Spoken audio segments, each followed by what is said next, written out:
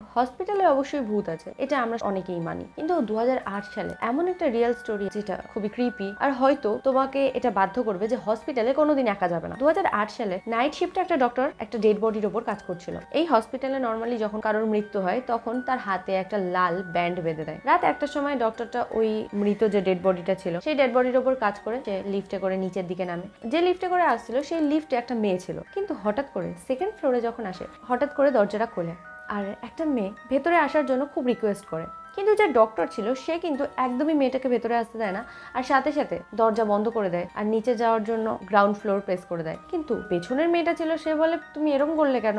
মেয়েটা কতটা অসহায়ভাবে বলছিল ভেতরে আসার জন্য। তখন যে ডক্টর ছিল সে বলে আমি একটু আগে যে ডেড বডির উপর কাজ করে এসেছি সেটা ওই মেয়েটাই ছিল।